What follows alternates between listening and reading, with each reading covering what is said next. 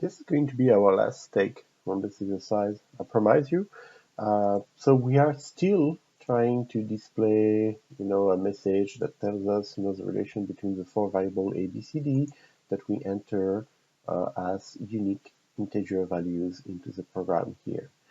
But now what I would like you to do is I would like you to take this last version that we have been working on, and I would like you to replace using if-else statements by using the ternary conditional operator. So it's a good time right now, if you don't remember what's the ternary conditional operator, to go back to the lecture or the reading assignment, right? But in a nutshell, ternary conditional operator means a condition, question mark, a value, and another value. That's the syntax. Right? And what it means is that if I assign, for example, to a variable x such an expression, for example, a lesser than b, then value 1, else value 2, the idea is that this is an expression. So like every expression, it gets evaluated and yields a value, okay? The value that this entire expression is going to yield is depending on the condition. If the condition is true, if this condition here is true, then the whole expression is equal to this value. If this expression is false, then it's equal to that value. And value 1, value 2 can be variables, can be literal value, can be actually complex expression themselves, okay? And since we talk about complex expression themselves, they can be ternary conditional operator expressions as well. So we can nest inside one another the ternary conditional operators. That's the first thing you need to know to complete this exercise, okay? The second thing that you need to know is that unlike other languages, for example, in Java, there is a ternary conditional operator, but you cannot write something like this. And the logic in Java is to say, well, this is supposed to return a value. This whole thing is supposed to yield a value, right? So if you're not going to do anything with the value, why do you ask me to compute it? You can see that here I'm not assigning the value. I'm not using it in a printf, in a putS, anything like that. So C doesn't bother with such things. If you want to actually write a ternary conditional operator, and you want to ignore the value that it yields to, and you're only interested in whatever side effects are going to happen when you evaluate this expression and this expression. So side effects, what I mean by that is something gets displayed on the screen, something gets sent to the printer, sent over the network, returned into a file, sent into a database, read from the database. Okay, so all of those would be like side effects, things that happen that are just not strictly computing the mathematical value in an expression, okay? So if you are just interested in triggering the side effect, then you can definitely use this notation. So with those two nuggets of information, what I want you to do is I want you to rewrite this, okay, all of this, using the ternary conditional operator notation. All right, good time to pause the video, and I'll see you back in a few minutes. That was a few minutes. So I would ask you how you liked it, but the answer is going to probably be you didn't like it. It's one thing to nest three level of if-else statement, but then when we switch to the ternary conditional operator notation, it gets a little less visible, okay, a little less readable, I should say. So how did we go about this? How did you go about this? Well, most likely you said, okay, I'm going to replace the if here, remove the if, put a question mark, okay? Then I'm going to open a parenthesis so that everything is inside one expression. My expression is going to be all of this, which I have not yet replaced by ternary conditional operator. Then I close. That's the first expression. So if my condition A lesser than B is true, the whole thing should be equal to whatever evaluating this expression between parentheses between line 19 and 30 yields. And then the else is a colon. And here's my second expression here, going up to there. So that's the end of my ternary conditional operator. Well, now that you saw me do it on one level, you can pause the video and finish up, if you had problem doing it. But it's going to be a lot more of the same thing, okay? So going here, saying, okay, here, the question mark, open the parenthesis is going to close here. Oops, I got confused. Then semicolon, open a parenthesis, and this parenthesis is going to close here. So I'm really doing like something brutal here. I'm replacing if-else statement by ternary conditional operator, but I'm not really doing it the smart way. What I'm doing is I'm just replacing, the syntax. So here again, I'm going to apply the same recipe, open the parentheses, and as I speed up, I increase the chances that I'm going to forget something and do an error, so please bear with me, but I'm going to try to speed up a little bit for the sake of the video. So I'm just going through every single if-else statement, replacing it like that. The reason I say it's not that smart is that it's not really what you want to use the ternary conditional operator with. So why are we wasting our time doing this, you ask? Good question, I say. The reason is that it gives you some practice in making sure that you can nest complex expression, like ternary conditional expression is as complex as it's going to get in this class, okay? That you can nest them ad infinitum, and I would say even ad nauseum, right? Without actually causing errors. So that's kind of like practicing your discipline of paying attention to what you write and making sure that everything is matching, etc. We do that once early in the course, then we're not going to do that kind of stuff a lot, okay? But right now, I'm still in the phase where I am making sure that everybody is comfortable with the material from the prerequisite course and comfortable also taking that material from the prerequisite course, for example, knowing how to nest if-else statement and adapting it to new syntax that are specific, more or less specific to the C programming language.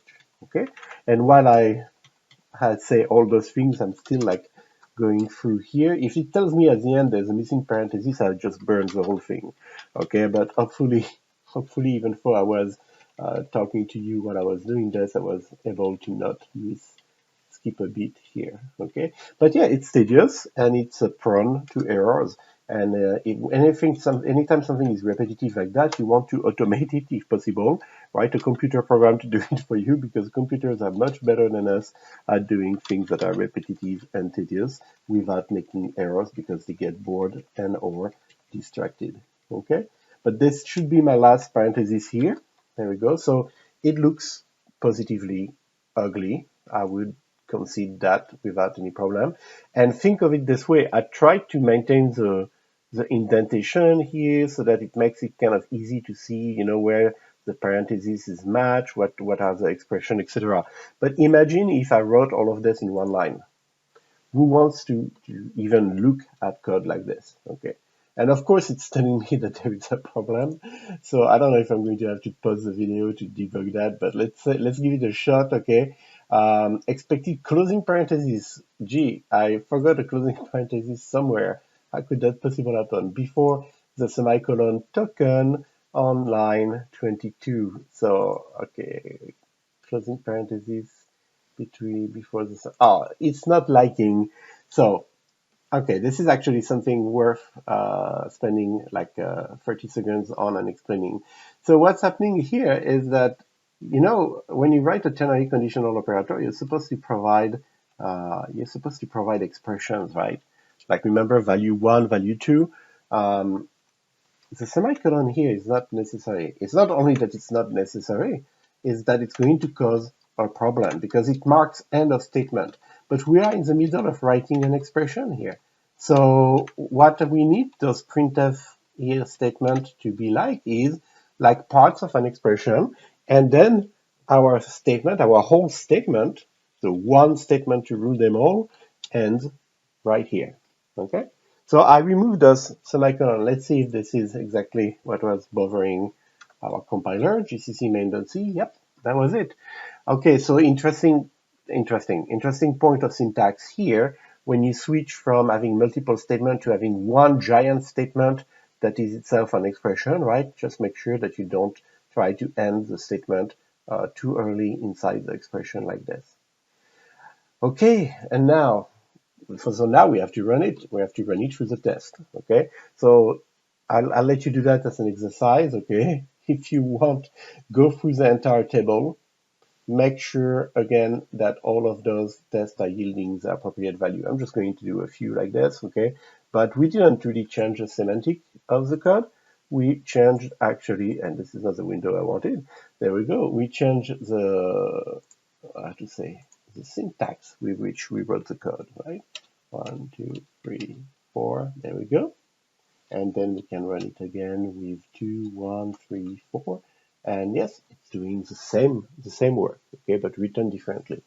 So I mentioned this was not the smartest way to use a ternary conditional operator, and I stand by that.